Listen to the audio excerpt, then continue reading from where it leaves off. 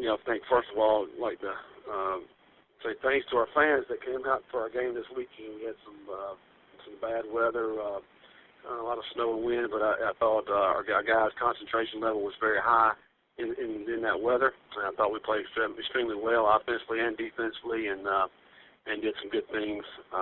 Proud of the way they came back and played. And now this week we got a huge test in Louisiana Monroe coming in here. Looking forward to the challenge. Hey, Coach, our first questions come from Winston-Salem. Caller, please go ahead. Hey, Scott, this is Tommy. How you doing? Good, Tommy. How you doing? Just fine, thanks. You guys are averaging right at 50 points a game the last 3 games. Just talk about the offense and how it's clicking right now. What's making it go? Well, I think we made a couple of changes up front, about 3 weeks ago prior to the Liberty game, and I think the guys up front are starting to mesh and gel, and they're starting to play really well. I think Marcus and Bridget Ferguson and Upshaw, that the running backs have really ran hard the last 3 games, and I think again Taylor Lamb has done a good job with their running our offense, becoming more and more comfortable. We've taken a little bit of pressure off of him the last couple of weeks in the way we've run the football. But 3 weeks ago against Liberty, he threw for close to 400 yards. So I just think right now, we're just in a pretty good groove. And, of course, we'll have a big challenge this week as we face one of the better defenses in our conference. Yeah, back in the off season, just in talking what you expected from the league. And, of course, you've been in it, even though some of the teams have changed. You talked about, being an offensive league and a lot of offense. You look at the stats this week, and you guys are second in scoring, second in yards per game. Georgia Southern's first in both. Are you surprised by that the 2 new teams in the league? You are 1 and 2 in offense. Well, we'll see how it ends up at the end of the year. But, obviously we want to stay toward the top of the league in offense and, obviously in defense as well. Those, if you're doing that, then obviously I think your record may be good. We're sitting here offensively last 3 weeks have had really good games, and I think the key for us the last few weeks has been able to run the football. I think that really opens up your passing game as well. So, we're still fairly young, I think, team, offensively, but the guys have been putting up some good numbers and making some big plays.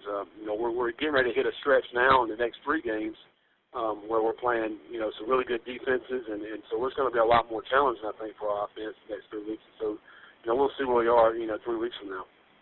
Yeah. Appreciate it. Thanks. Yep. Thanks, son. Thank you, Tommy. Next questions come from Boone, North Carolina. Call, please go ahead. Coach, this is Steve Barrow from the paper. Hey, Steve. Hey. What is it about Monroe's defense that is so good? Are they powerful? Are they quick? Well, yeah, they're not extremely big, I don't think. I think they're very fast and quick. They play with their hands very well. They're employing a 3-3 stack defense, and the linebackers are very aggressive. They're downhill players.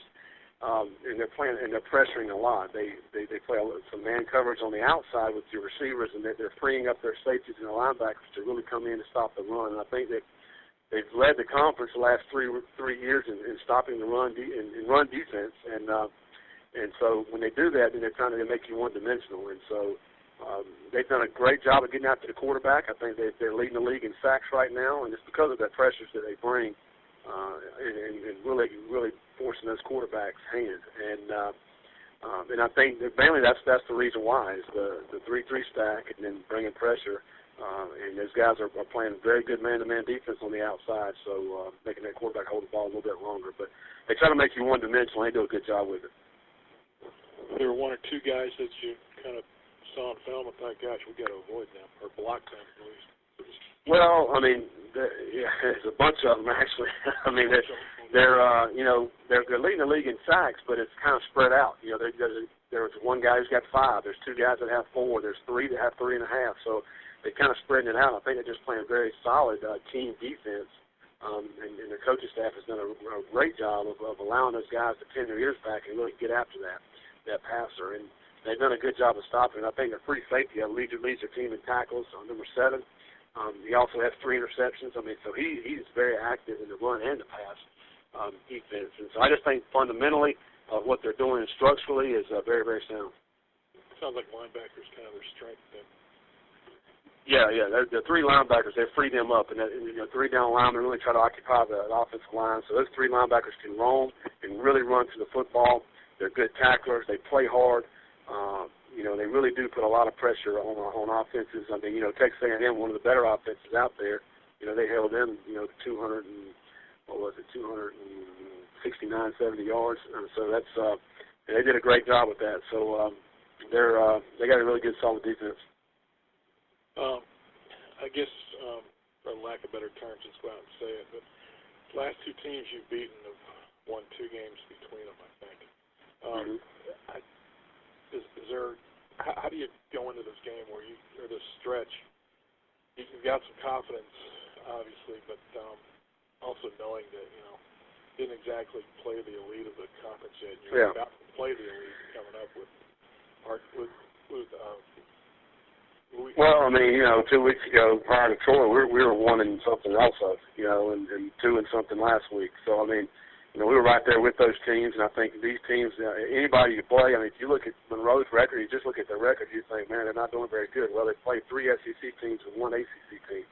So their teams that they played are really good. I think Monroe can compete with anybody out there. We got to continue to get better. I mean, we fundamentally tackling and blocking, and it's going to be a dogfight in all the rest of the games we got to play. But if we go out there and execute and continue to build off the momentum that we've done the last 2 weeks, then we'll have a chance in all these games. But you still got to play hard, and you still got to take care of the football. You got to score in the red zone. I mean, the things that we've been doing the last few weeks, you still got to continue to do that against these teams that we're coming up on now. You're going to have to do it a little bit better if you want to try to get a win. Appreciate it, Scott. Thank you. All right, thanks. Thank you, Steve. Our next questions come from Monroe, Louisiana. Caller, please identify yourself and go ahead. Caller? Yes, go ahead. Hello? Is that it? Hey, Coach, this is Dusty with Warhawk Report. A quick question I have for you there is, this will be your team's first time to face off with ULM with your first year in the Sun Belt Conference, but you and one of your coaching staff have prior experience from your time at FIU. How much of that do you kind of look back on to try to see the similarities? Not a whole lot. When I was there, it was a few years ago, so a lot of the players are different now, and some of that stuff has changed. What we look at now is kind of basically what they're doing this year. I know it's the same, a lot of the same coaches, and Coach Berry was there and everything, but still, we're focusing more on this year and the personnel they have this year and what the coaches are trying to do with their personnel, because sometimes that does change over years. So we're really focusing more so on this year. Overall, you're kind of at the midway point of your first season through the Sun Belt. How have you rated the competition that you've had to face, as well as if you peek ahead, the teams you still have left on that schedule? Well, I think, even some of the teams that maybe don't have good records, I think can still beat any team in this league. I mean, Georgia State, they played really tough with Lafayette, South Alabama, and some of these teams, you better show up each and every week. And I thought when I was at FIU, I thought that was the case then. I still think that's the case now. You can't just look at teams' records. You have to go out there and really try to execute and play at your best each and every week if you want to try to get a win. Georgia Southern and Lafayette right now are 2 undefeated teams, and they're both teams are playing very, very well. But at the same time, they could get beat by any team in the conference. So I think it's very competitive, and I think that's the way it will be. And we'll tell a lot about it these last 4 or 5 weeks. Thanks, Coach. Thank you, Dusty, and thank you, Coach. That's all the time we have for you today. We do appreciate it.